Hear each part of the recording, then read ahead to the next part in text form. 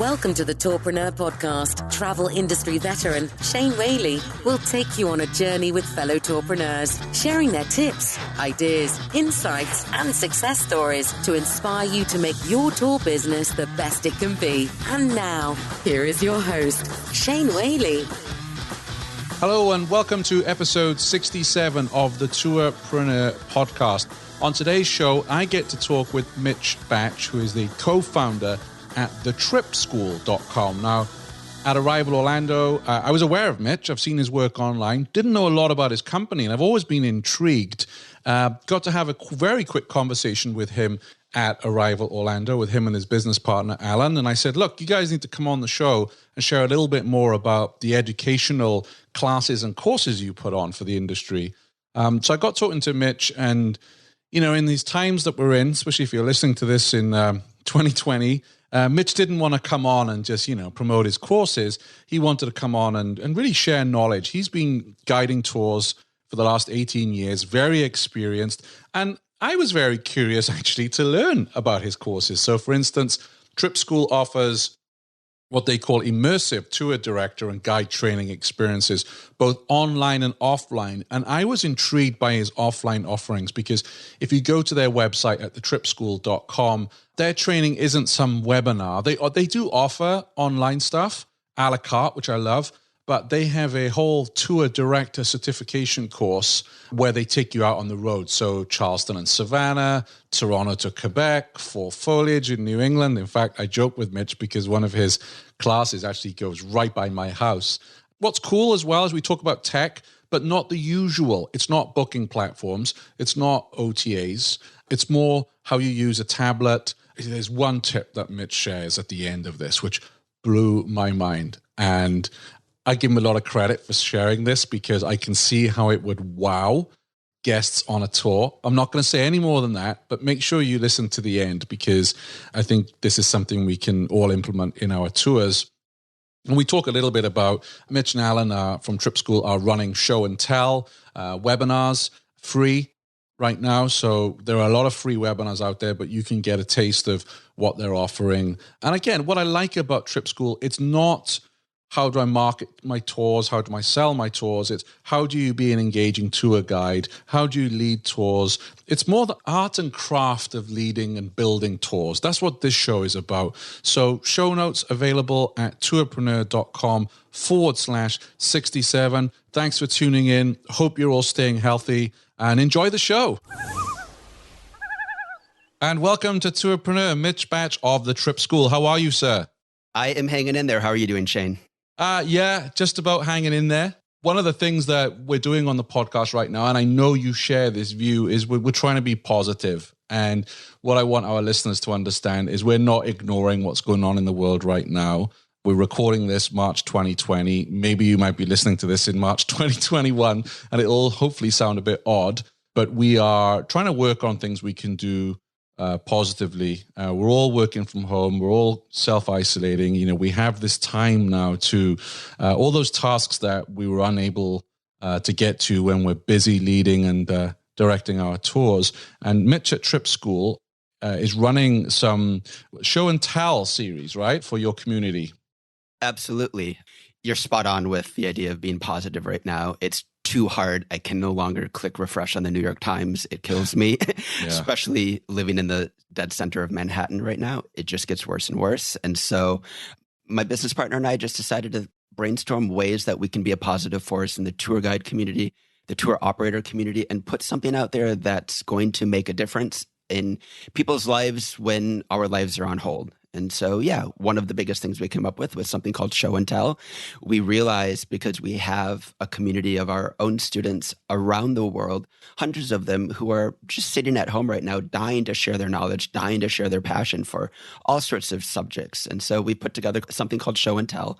3 times a week, we have a tour guide from Australia or from Canada, from anywhere around the world, share something passionately for 30 minutes or 45 minutes, whether it's an Italian doing Tuscan Tuscan wine tasting with us, which we have coming up. Or tonight we have someone who is going to speak on the Brothers Grimm fairy tales. And it's something that they speak on in their Rhine River cruise tours over in Europe. And so it's tour guides coming together just to listen to each other, to support each other, to continue to practice our craft and learn and grow and improve when things are so difficult. Well, I take my hat off to you, and I take my hat off to many others in our space who are experts, and they're giving, free advice, consults, webinars. I was just reading about Booking Kit. They're launching webinars. All of this is free. And I just can't thank you all enough that you, instead of sitting at home and wallowing and saying, well, we're in a really bad state here. It's like, okay, what can we do to keep tourpreneurs motivated, inspired, and to learn? So I really do thank you for this, Mitch. Absolutely. And thank you for staying on the air, because I know it seems hard sometimes for probably you to be offering all of these discussions about businesses that aren't happening, but we need you more than ever, because otherwise it's Netflix and we're just about out of shows. It's funny. I just posted on Facebook this morning. I have this, and I'm going to write a blog post on it. It might even be out by the time this is aired. But I'm like, okay, last week was kind of like Christmas in the house, where I said to the family, okay, I don't care about my my eating habits, my health. I'm so depressed. Where's the cheese? Where's the red wine? Where's the chocolate? I don't care. And then over the weekend, it was like, okay, you know what? This can't carry on. So I have a plan of, walking 8 miles a day and eating better and cooking, because otherwise, like you say, I'm going to be sat at home playing Call of Duty all day and not actually doing anything. Because like you, I want to escape the world, right? It's depressing when you put the television on.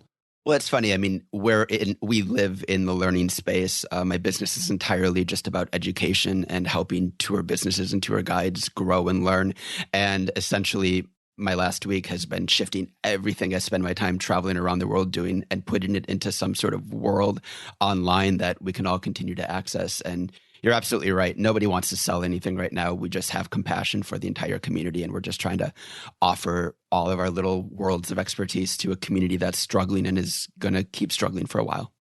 So tell us a little bit about your background. For those people out there listening who aren't familiar with Mitch Batch and TripSchool, share a little bit more about your background with us.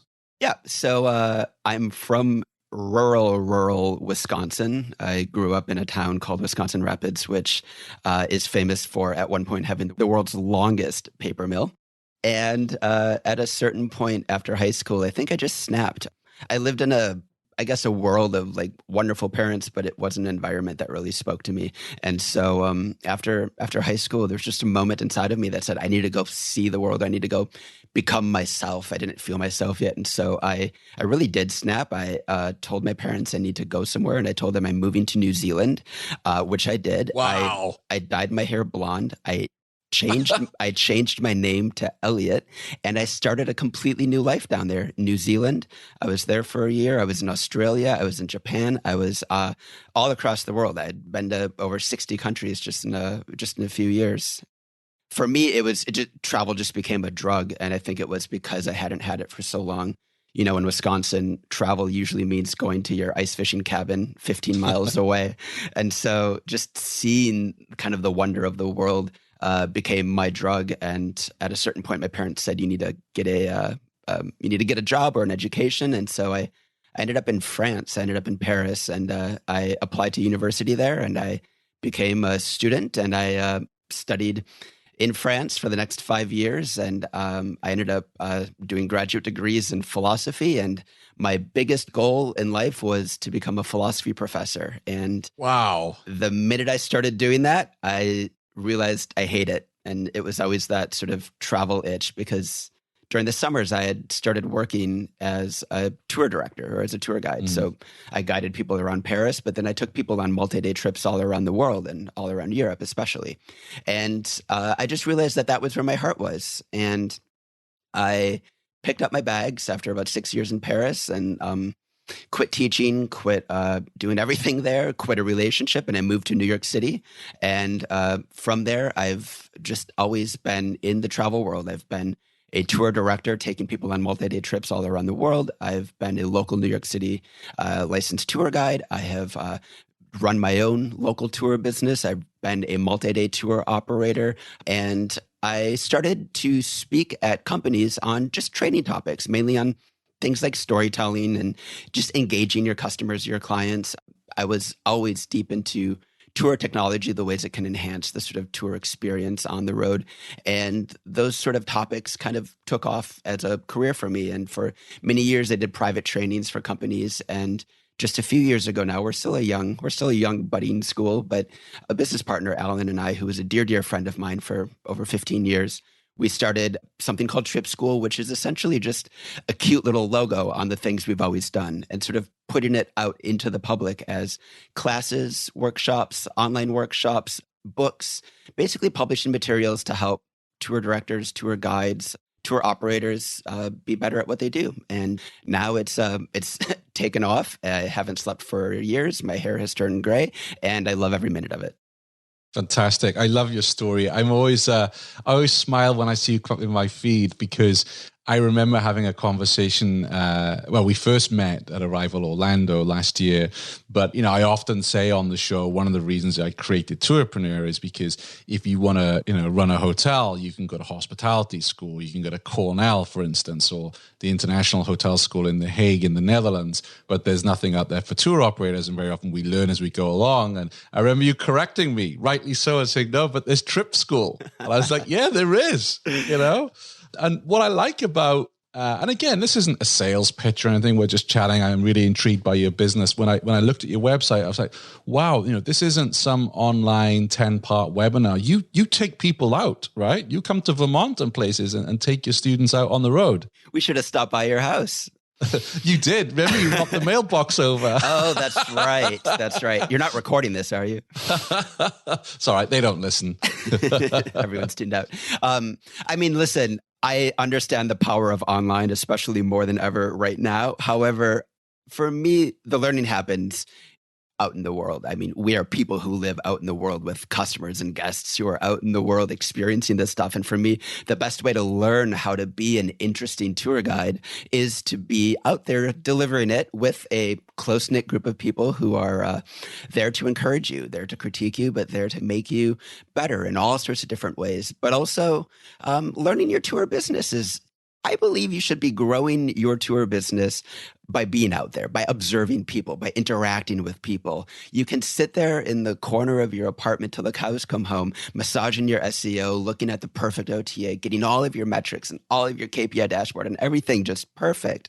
But really, if there's a big distance between that and what you know about what your guides are doing, and also just what the world is doing, what customers want from an actual experience, then there's something missing. And so we do in-person group workshops, and we do them all around the world. We were in London and Paris last year. It was a wonderful time. And for us, that's where so much happens. And then we continue that community online with our webinars or with whatever we do online, just to support each other and maintain that sense of community when we scatter to the wind. So as part of that, you also have tour director certification, correct?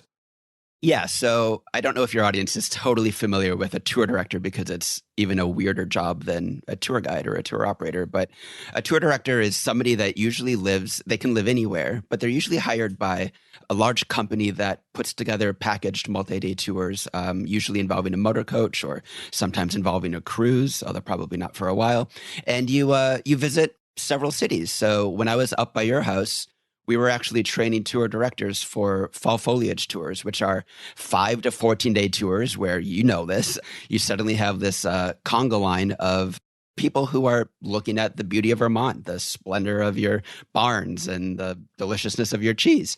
But a tour director's job is to be that entertainer-in-chief, the head logistician, the best friend of everybody on the bus. It's a complex job, but it's incredibly rewarding, because when I work as a local tour guide, I've got 3 hours to wow them. When you're a tour director, you've got sometimes 2 weeks with the same group of clients. And so we do a very rigorous program of training people on all the different aspects of tour directing. And honestly, we have since we have our tentacles in both sides of the industry, We have a lot of people that do both because believe me, there are times after 4 months on the road that you just want to wake up, give a 3-hour tour of Chattanooga and go home and water your water your garden for the rest of the day.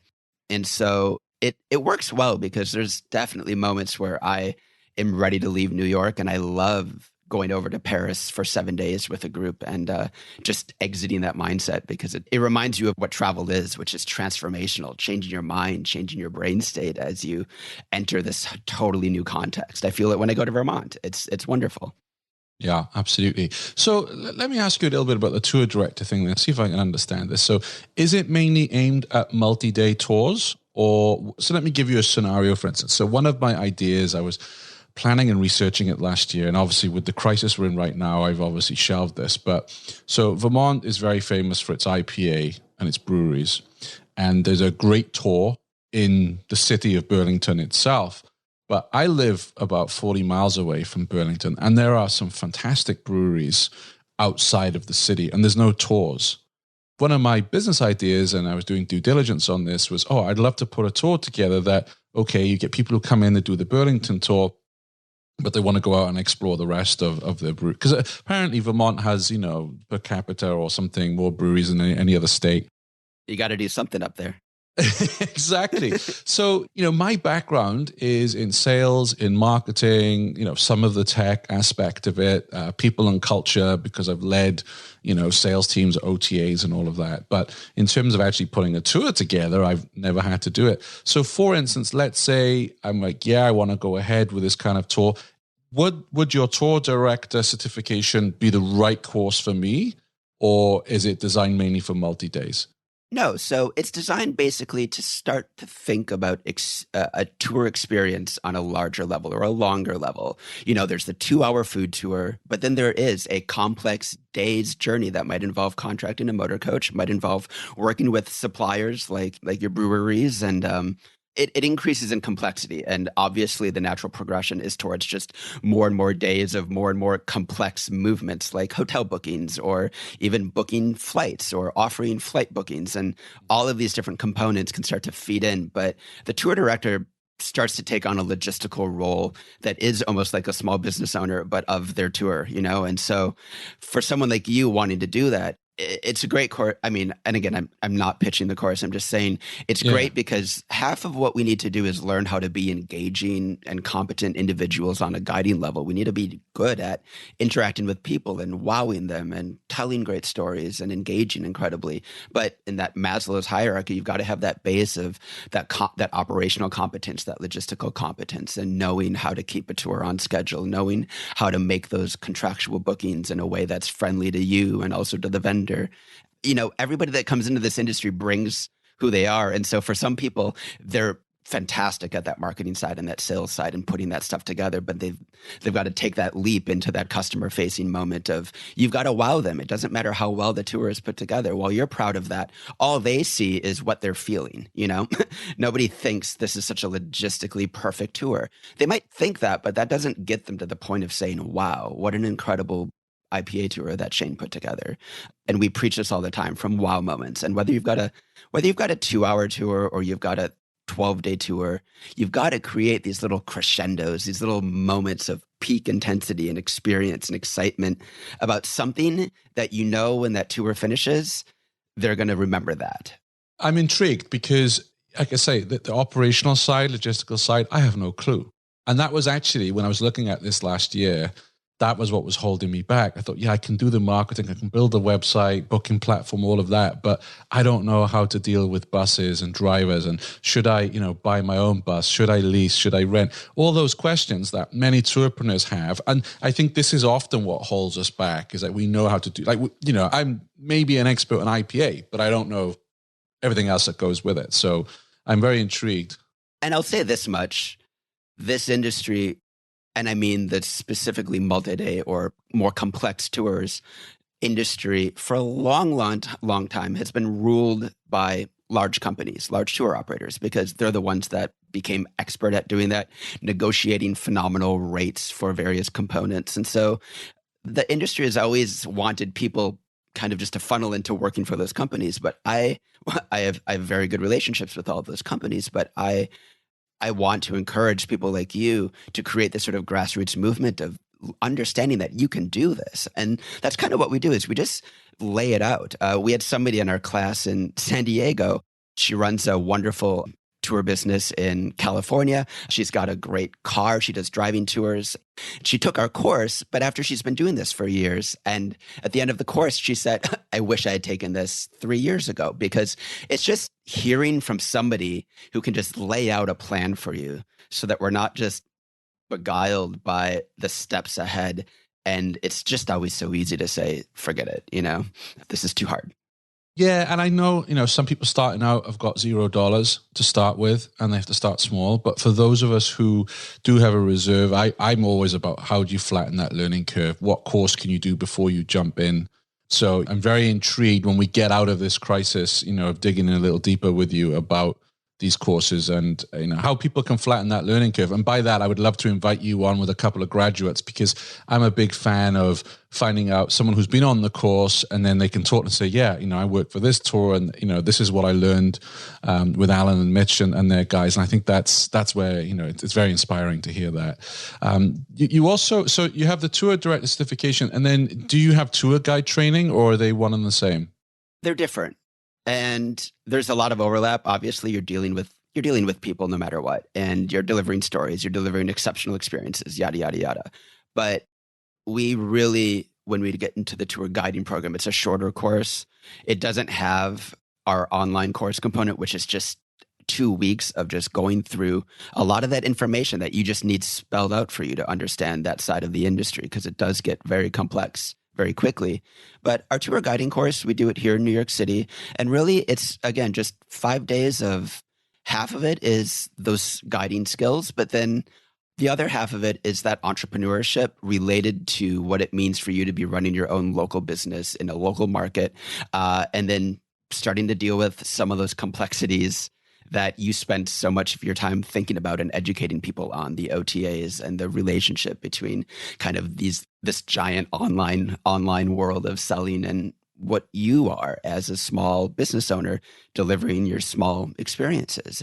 And so there's a shift in focus, but there's so much overlap to kind of what the two jobs are, and the two feed into each other, I think, very well, both in terms of like how you portion your time throughout the year, and also your brain just starts going in all sorts of directions. And I don't see why we're not offering multi-day tours where, I have to say, the profit margin is a lot larger. There's a way in which you start packaging these tours together that people say, yeah, I'll pay for that because I want that.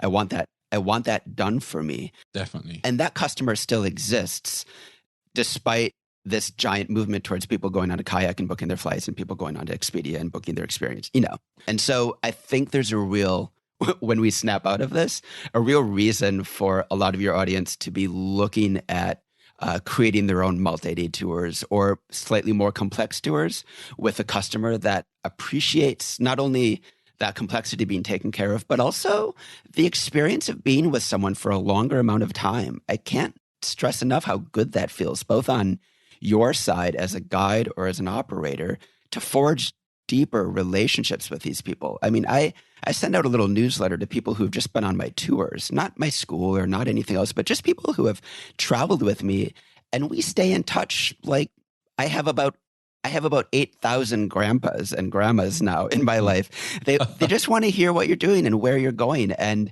those types of relationships are something really, really special.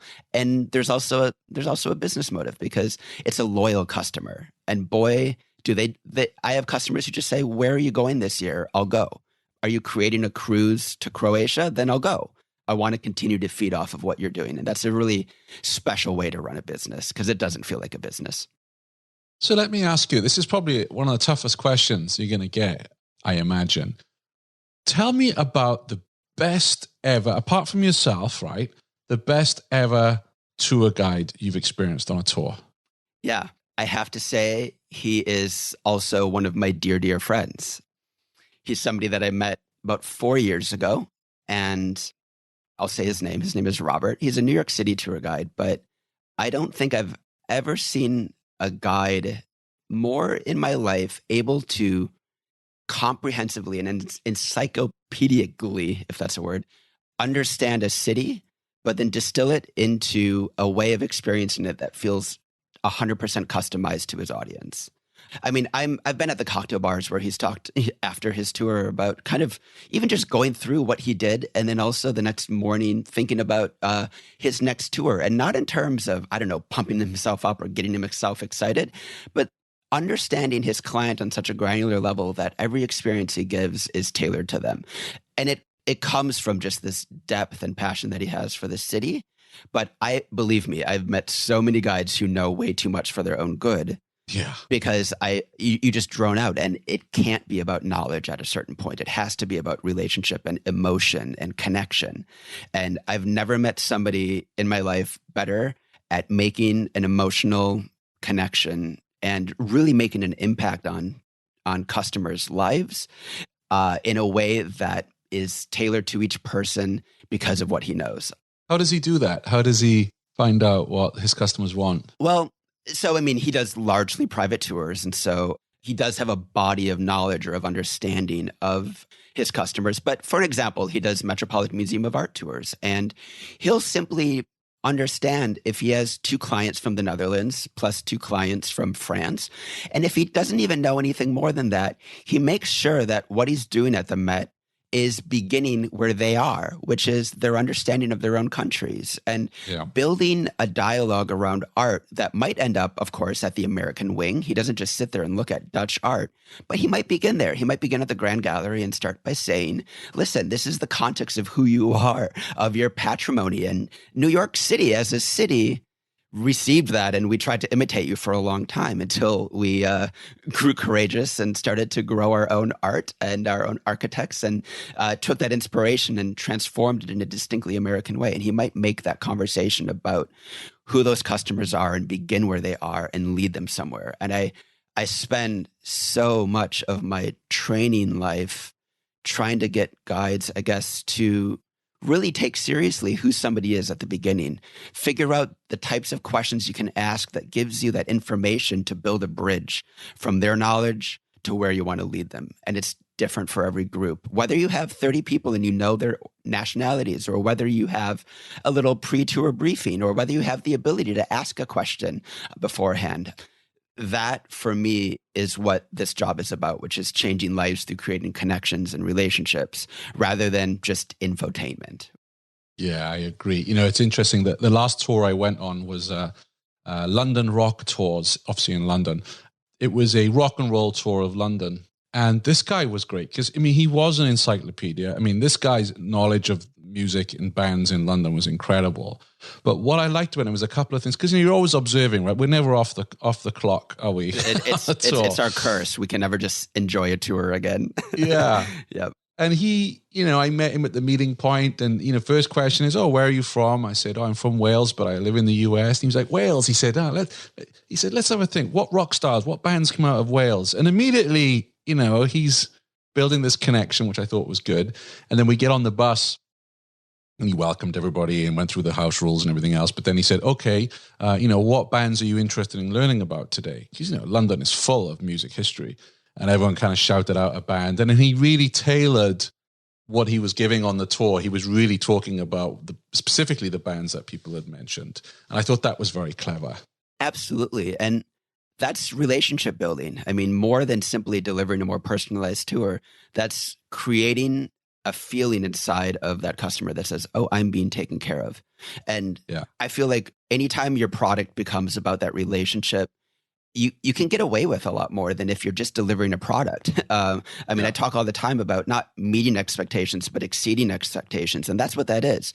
It's hard for a customer to arrive on a tour and say, okay, I'm expecting that they're going to make a very pointed or concerted effort to point this rock and roll experience to the band that I knew or loved when I was growing up. That's not a standard customer expectation, which means the minute you do that, they're going, wow, they care about me. Yes. And that is such a different feeling of an engagement with a client than I've done my cemetery tour of the Garden District of Savannah perfectly. You know, well, when I speak at companies about storytelling, or when we teach storytelling in our class, like, the story isn't exactly the thing. Your content isn't exactly the thing. There's something that is sort of underneath that. It's almost like an iceberg where most of it is underground. And that kind of thematic, emotional content is really what is doing the heavy lifting as you talk. And so I go on a lot of graveyard tours, or I'll be there as a critic or, as a constructive educator.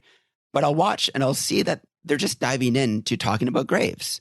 But there's such a human sense of what life is about and what death is about. The practice of burial sort of means something incredibly ritualistic and deeply emotional that connects with one of our deepest kind of urges as human beings, which is to not die. And so there are thematic ways in which your storytelling can be something that is actually about all of us praising life. So rather than just this fantastic story about a murderer or about a loved couple or whatever, figure out kind of that deeper undergirding thematic content that can kind of drive your whole tour experience together. And it doesn't have to be so bombastic as death. It could be just about the excitement for rock and roll, is about ambition, and it's about sex, and it's about arrogance. It's about all of these themes that we as human beings want to hear about. I mean, our brains are programmed to care about humans in a different way. And so tours can be about that and arrive at something that almost feels like church at the end of your tour. Like, we've just been through something together and we've learned something about the world together. That to me is all travel is about. Yeah, absolutely. And I strongly feel it's about being made an insider, because when I came home, I sent pictures of Abbey Road. And I think most people, they go to Abbey Road, they walk on the zebra crossing, and but this guy gave us inside stories that, you can probably find online. But I'm not a Beatles fanatic, right? I like the music, but I'm not reading books on them. But getting those stories that I wasn't aware of, or being shown Jimmy Page's house, and then the tour guide saying, well, actually, next door, Robbie Williams, the singer, lives. Most Americans won't know who he is, but Europeans will. He lives there, and they're having a legal battle right now because he wants to build this swimming pool. And Jimmy Page, the old rocker from Led Zeppelin, is worried about the noise. And it's cool stories, Absolutely. Absolutely. I mean, when we're training guides to even create their content, or tour operators to start to piece together kind of the content of their tours, one of the things we say is don't begin by just Googling and looking at the first page of results of 15 fun facts, because even if they're interesting, that's the first thing your guest sees when they Google your topic.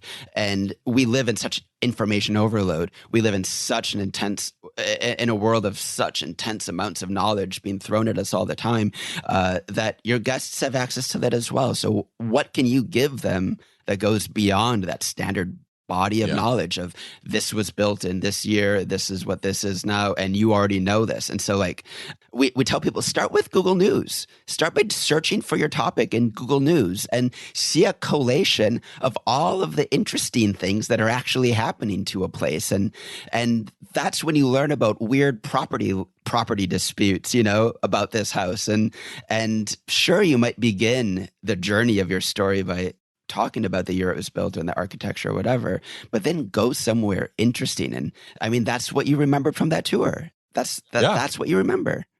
I do. Also, there was fun little things like, I'm talking a lot about this particular talk. It was the last one I did, but, and then he showed us Eric Clapton's London house, and he said, if you see a Range Rover here with this registration on, then, Eric's at home. It's almost stalkerish, but it's kind of funny, on the tour. But the one, you talk about a wow moment, right? I mean, this is very hard to replicate, but everybody literally went, wow, is he showed his hands, and he told the story about when he was involved in music. He knew the band Queen very well.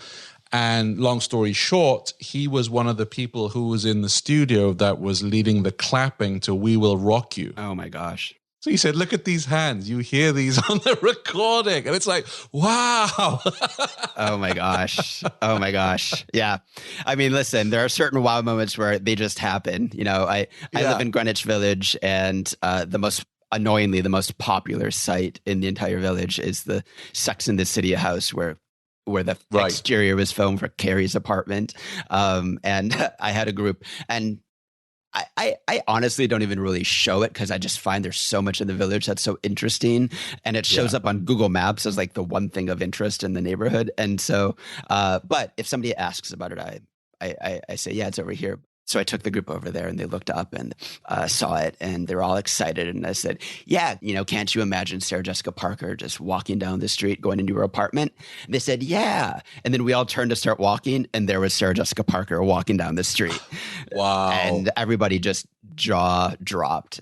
And yeah, I mean, that's great. That's great when that happens. That's not something you're going to put into your tours, but there's definitely ways of scripting or choreographing your tour to create these little reveals that mean so much to us, that create such an emotional impact on us. And I watch sometimes as guides throw away their money shot. When you're at the Dakota Building in New York City, you can't begin that story by saying this is where John Lennon was assassinated.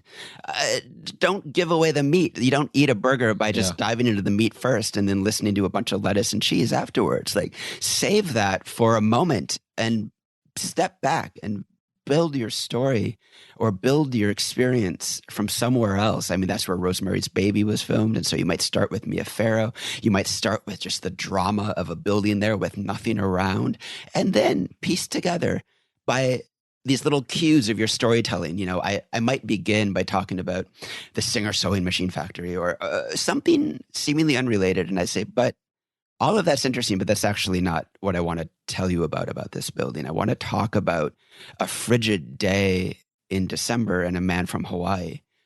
And already at that moment, your interest starts to get piqued in a totally different way. And you arrive at the dramatic assassination of John Lennon. You don't begin there. You don't begin your story of the Titanic by talking about how it sank and how awful it was. These emotional creations of a sense of anticipation, dramatic arc, kind of composing your journey over time.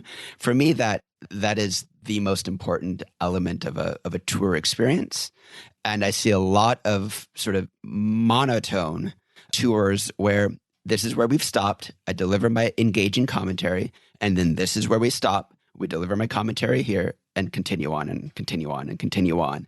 And by the end of the tour, you liked it. And you're kind of exhausted, but it's almost hard sometimes to even remember what happened. And it comes a little bit, my background is also in music composition. I also studied music as a composer in France. And so I think kind of just musically about a tour, about moments of silence, moments of reprieve from the big bombastic, element, and then just having a little breather in the middle of your tour and noticing kind of on a almost musical score where your crescendos are and what that structure looks like over time. I think that's so important. Love that. Absolutely love that, because it's something I've never really thought about. As much as I analyze tour guides when I'm out, I've not really thought about the composition of it, because usually I'm just blown away by the story they've just told. I'm not unpacking it and going, oh, that was clever. They told the story. That one, I'm just like, oh, wow, John Lennon was murdered here. Right. Or that was the wall where the Ramones took their famous picture for their album. Absolutely. Well, and you know what? Like, I guess in a tour like that where so much is unknown and so much is by default interesting, then the choreography almost doesn't need to play such an essential part, because every moment is like, oh, that happened there, because you had no idea that happened there. But there are so many highlights tours, or the Statue of Liberty in Ellis Island, or a tour of Times Square of Midtown Manhattan, where all of these bread and butter tours that so many of us have to create in order to sort of survive and hit that kind of middle ground target of a customer that, does want to see these highlights. How do you choreograph a tour like that so that it doesn't feel like we're just going from site to site and telling stories that I either know or don't know, but finding those moments of reveal that you do know is going to be the thing they remember at the end of that tour? There's a real art to it, isn't it? It is, but it's also a craft. It's not something you just hope happens. It can be structured. It can be composed. It's funny. I was in Washington D.C. A month ago, and I had to get some money out. I mean, in New York City, I live in Manhattan. Every other building is a Chase Bank. But I went down there and they just started adding Chase Banks down there. And I walked in and there was no teller booth. There was nothing but just kind of chairs everywhere and just some people smiling when I entered. And I walked in and they immediately greeted me. They asked me what my name was and they said, "What can we help you with today?" And then they walked me over to a chair like I was about to have coffee with this person, which I did because they offered me coffee. And then they took away my debit card and came back with my cash. And I mean, listen, There's a lot of people thinking about choreographing that customer experience, but so should we in our world. That's a choreography that at every moment made me feel like a human being, made me feel welcomed, and also it was a journey. I was led on a little journey, and that's kind of the thinking on a macro level that unfortunately some of us have a lot of time to think about right now. Yeah. What do you see? Because you assess a lot of tour guides. What do you see as the most common mistake that tour guides make? I think probably I would say the curse of too much knowledge, an expert bias, where sometimes they know so much that they feel as if they're not doing a good job if they're not sharing that. And on the flip side, I see a lot of guides who, I live in New York. Not that I only do this in New York. I do it all around the world. But I see a lot of guides who sort of learn a script and deliver it beautifully, very engagingly, make us laugh at the right moments, but it feels very scripted. And I don't know about you, but I always feel most interested in another person when I feel like it's that person and not kind of a perfectly delivered script. And so on one hand, I see two big issues, which is the person that knows too much and also the person that delivers something too perfectly. I think in the middle, and that's why I mentioned my friend Robert, he knows too much, but he also knows how to perform it in a way that feels like this is a human being who sees me as a human being and is delivering something real. And I think there's such a thirst in the industry for that right now.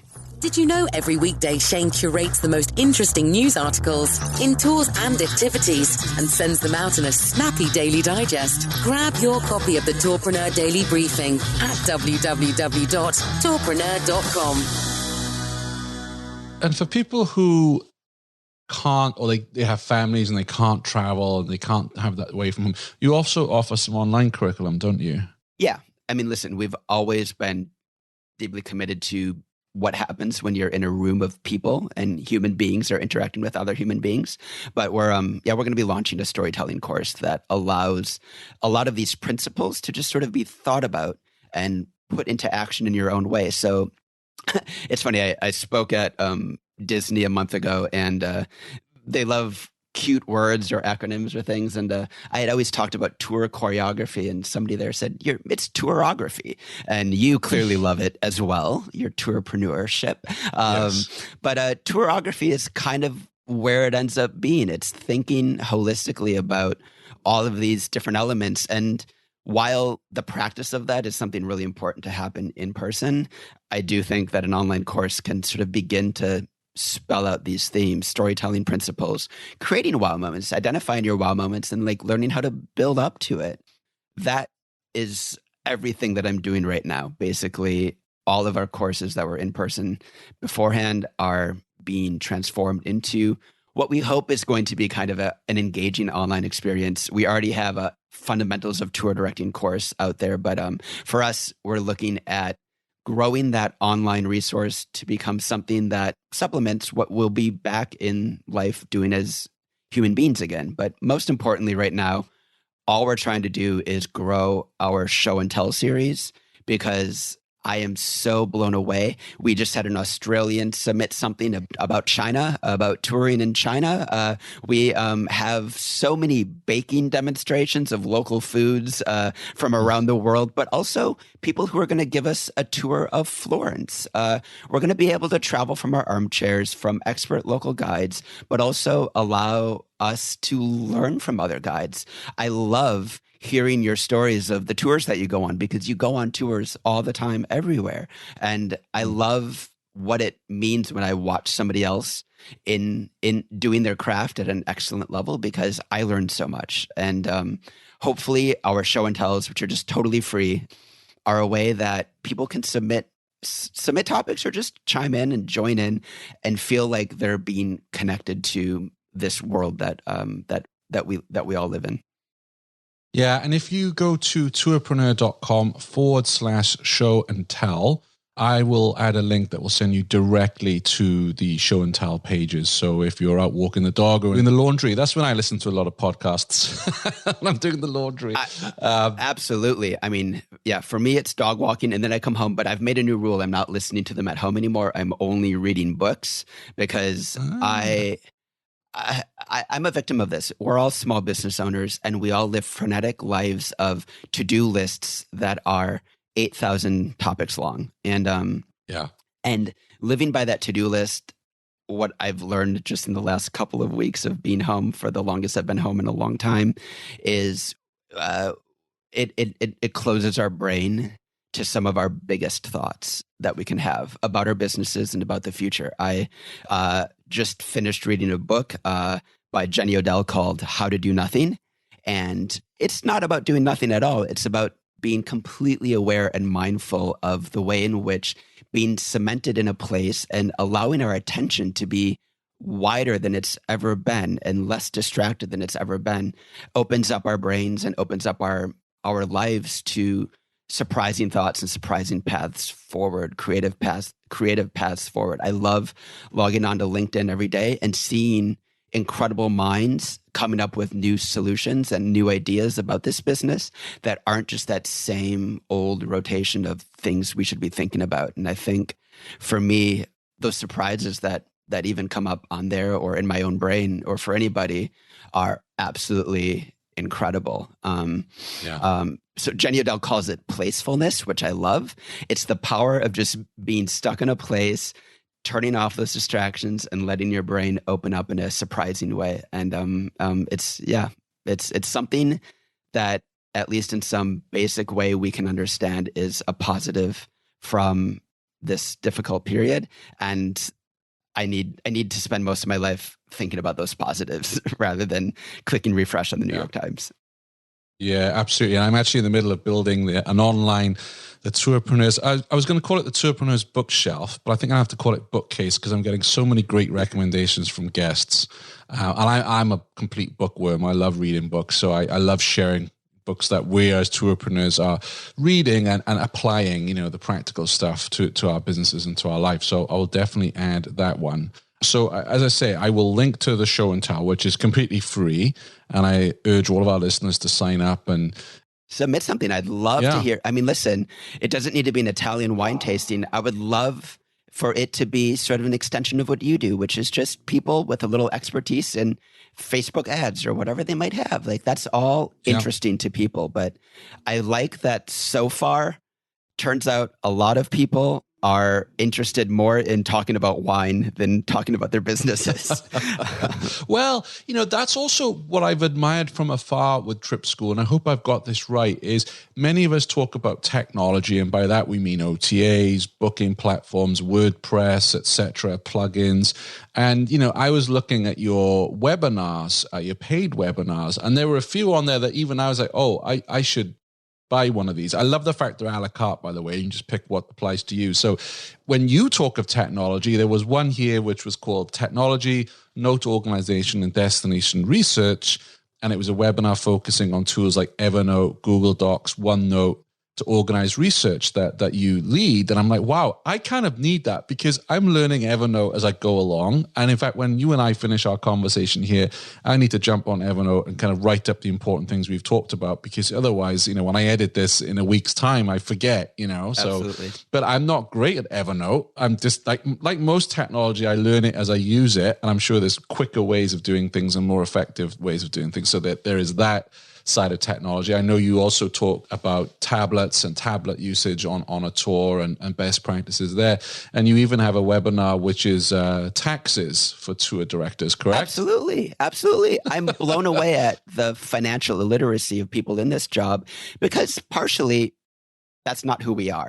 That's not who I am. That's usually, if you're an engaging performer or storyteller, your thoughts usually don't go to, also, should I be a LLC taxed as a S corp, or should I be a C corp? Nobody thinks about that stuff. So again, we're not perfect. We're just a community of people that are trying to give helpful seminars, information workshops to help this community grow and continue to professionalize. It's a recent industry in the shape that it is now. And so there's learning to be had by everybody. But for us, technology is not OTAs. That is not where you should. I am not where you should come or ask any questions about with that, only because there are people that spend their lives thinking about that. And there's a lot out online. And part of it, though, is still trial and error. For us, technology is even knowing some phenomenal photography apps on your phone that can create an incredible photographic moment on a tour for your guests to have afterwards. So, I mean, there's powerful phone apps like Touch Retouch that allow you with one swipe to remove annoying objects from a group photo, or Snapseed with their HDRscape function that allows a normal photo to suddenly transform into the most vivid travel moment you've ever lived. And there's things like Photo Circle that allow you to create an ad hoc little group of photos shared from a day's tour that are immediately accessible to everyone, whether you have an Android or an iPhone. You talked about the note taking. Well, that is for me the way I organize my life. And if you've got all of this content, you're only as good as how you can access it. And I mean, I'm surprised at the amount of Word docs and scrolling that people do when you have these apps that tap, and you're right there to what you know. But also, I mean, Google My Maps is one of the most powerful things I've ever seen in my life. The ability to create these incredible customized maps that I share with my guests. I'll share them with my guests after a Greenwich Village tour so they remember where we were with just a couple of fun facts about each place, so that I didn't just deliver a product that resulted in one feeling, but continues as a relationship of knowledge afterwards, so that they can go back and share that with their family and their friends. And Google, I mean, just the bouquet of Google Forms and Google My Maps and some of these less obvious Google Drive capabilities allows for a customer relationship that can live beyond in a very easy way without buying into these large, expensive marketing platforms and all of that stuff. This stuff is free. Everything I named is totally free. And I talked earlier about meeting expectations and exceeding them. One of the little things that I do at the end of every one of my tours is, at some point, if I might have a small group, I might line up each little couple. If I have a larger group, I might make a little group photo. But I travel wherever I go with a little HP Sprocket, which is a little Bluetooth wireless printer that connects up with your phone. And wow, really? Yeah, it's and you can buy these little packets of photographs, which are stickers. They're 2 by 3 inches, and a packet yields 10 photos that cost about 30 cents a piece. So the cost for your customers, 30 cents for that photo. And what I do is I also buy magnets from Amazon, 2 by 3 magnets. You can get 100 of them for $10, which means it's 10 cents a magnet. So for 40 cents, what I do when I give them a moment, a little structured moment of free time on the tour. So like at Washington Square Park, for example, I make this part of the tour. Not every stop is like just me talking. I say one of the most beautiful things about New York City is just the musicality of a space, the way horns and people and trombones and people swearing kind of create a little symphony. And I have them sit down for a moment and I tell them to just close their eyes and just take in the sounds of New York City. I don't say the smells because there are a lot of dogs around there, but just have them just be aware in a really quiet way. And while they're doing that, I just go behind them. I quickly print out a little photograph of each of the little couples or each of the little guests that I took earlier in the tour. And I stick them onto the magnets. And then when I'm thanking them at the end of the tour, 45 minutes later, I say, this has been just a real honor to get to have this conversation with you all. And I don't want this to end here. And I say, I want to give you a little gift. And it's watermarked with my little website name or with my little company name, which you can just store in the software, which means it prints out in just a little discrete corner of that magnet. And I say, I want you to remember your time here. And I give them each individually a little thank you magnet that they can go back and hang on the refrigerator. And let me tell you, they think it's magic because it is. Like, when did you have the time to produce it? How did you do that? And I say, listen, let's just call it magic, and then I walk away and I leave them with that last little moment. So for me, that's That's that choreography. It's just that little wow moment, exceeding expectations, that creates a customer feeling at the end that goes, that was something special that we just went through. Brilliant. Wow. What a tip. I've never experienced that on a tour, and I would be blown away as well. Well, get ready. It's going to be 1,000 tours now with that there. But I mean, it's, you know what? And if that becomes the new normal, then you think of something else to do. Something else. Absolutely. Yeah. But that's something. So we do these technology workshops in person because some people just need to be locked in a room and told to learn it, because otherwise I'm guilty of this. I've bought so many online courses and like I've taken 30% of them actually, you know? So sometimes it's just nice to be locked in a room with other real people and trying to figure out this stuff together. So it's cool. What was that called? HB Sprocket, did you say? It's called the Sprocket. Yeah.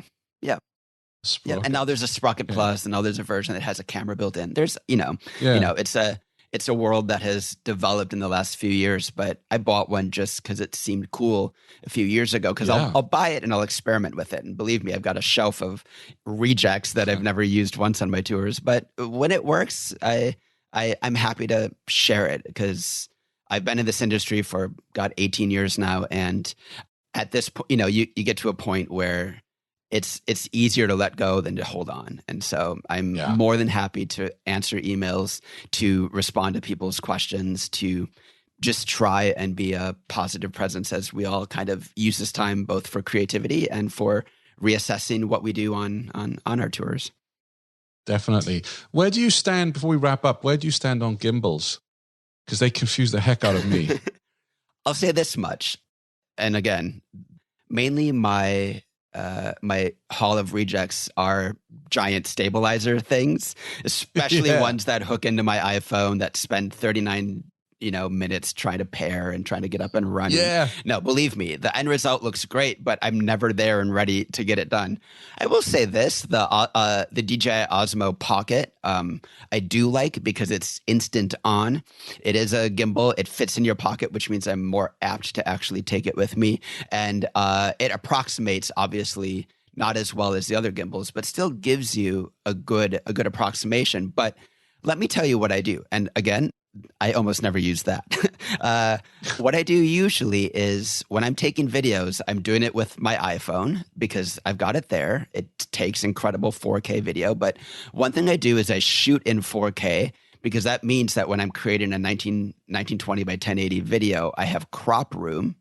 And then I also shoot a little bit wider than I normally would. And then if you even just use iMovie, I mean, I use Premiere Pro, but dear Lord, I guess you've got a month, learn it. But even in iMovie, I'm a Mac guy, they have a stabilizer function right there where you can click on the clip, it stabilizes the clip, and suddenly you've got gimbal-esque stable video that approximates what you never actually do when you don't take out your gimbal. So for me, honestly, most of the time, I just end up stabilizing my video afterwards, and it does the job. So, fantastic. That's a great tip. It's something that I've been struggling with, and I know I get a lot of questions from tourpreneurs who are trying to create their own videos of saying, "Oh, I've got this gimbal. I've just spent an hour trying to balance the thing," and it's like, and I bought one, and I was like, because I looked at the Osmo Pocket, and I liked the look of it, but I ended up going for something else, and it's just so much aggravation. I just rather hold the phone out and do it. But, exactly. Like you say, we have time to learn it right now. Well, Mitch, thanks a million for coming on the show, and you're sharing a lot of wisdom with us here from your 18 years of experience. Like, I love that magic moment tip. I love the fact you've taught through the art and craft of leading a tour. And I would love to invite you back on once we're through this mess. Maybe we'll get you on with a couple of graduates and we'll dig a little deeper into some of your courses, because I know many of our listeners will be intrigued to learn more, because once we get out of this, we're all going to be working to be better tour guides, better tour directors, build a better product for our customers. And I would love to host that conversation with you. I mean, that'd be great, because again, what you do, what organizations like Arrival, what everybody is doing all of a sudden in this industry is creating these communities of sharing struggles and sharing wisdom as we all learn. What I love hearing from my students is where they're at on their path, because everybody's at a different place. And it helps alleviate that sort of mountaintop syndrome where you just keep listening to these Moseses that have figured everything out or speak with this mountain of experience. And you feel like, how am I ever going to get there? And having a community like what you've done with your Facebook group and what these other organizations have done. And, we have a Facebook forum for TripSchool. What we do is just support and share. And it just makes it feel like this journey is being done by real people all around the world. And that collective wisdom and that collective struggle creates a real sense of togetherness and also of opportunity for growing and for continuing to learn. I love people who don't have it all figured out, because I don't either.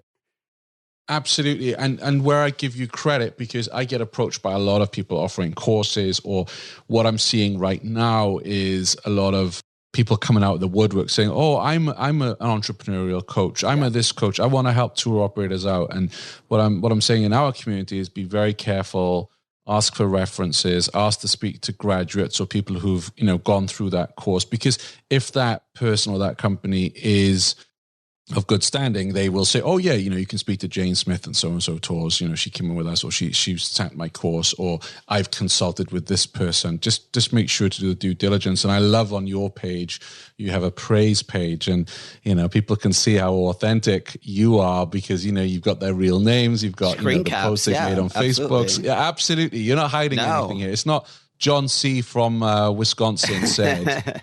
Right. I love that. But I mean, also, we've always made such a big point to grow our business organically through in-person experiences that we have a lot of photography that isn't stock photography of 18 people high-fiving each other in a business room. That doesn't mean anything to me, but I want even the photography on our website to just radiate the love that we have for our students and that they have for each other in the community.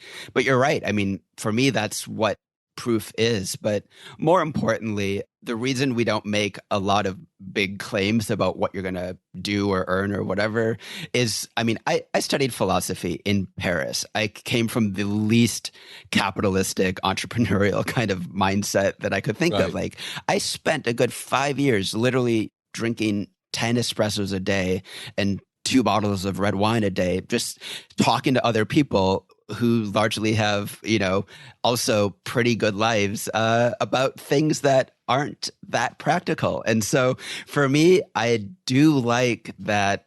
I guess I am not so obsessed with profit margins and profitability and try to do that. And of course, we're a business, but it's just also not what I want out of life, Yeah, you also live in one of the most expensive cities in the world. So you've got to be able to pay your rent and put food on the table, Absolutely. Right? That's what I have a rich husband for. Just kidding. He's a book editor. He's a book editor. Oh dear. We both say that in our next marriage, we're going to marry rich. Definitely. Well, Mitch, thanks a bunch for coming on today. You've shared so much wisdom with us. I know our listeners are going to get a lot of value out of this. And, we wish you all the best with your business, because it's a tricky time for you as well. No one's buying courses right now. Certainly your in-person courses. So, I hope that everything's all right for you guys, and we'll see you on the other side of this. Yeah, we're going to survive. But my heart goes out to the whole guiding community over there, because I already have friends who have lost their businesses or have hibernated them. And my heart goes out to the entire community right now. But more importantly, please do feel free to reach out to me.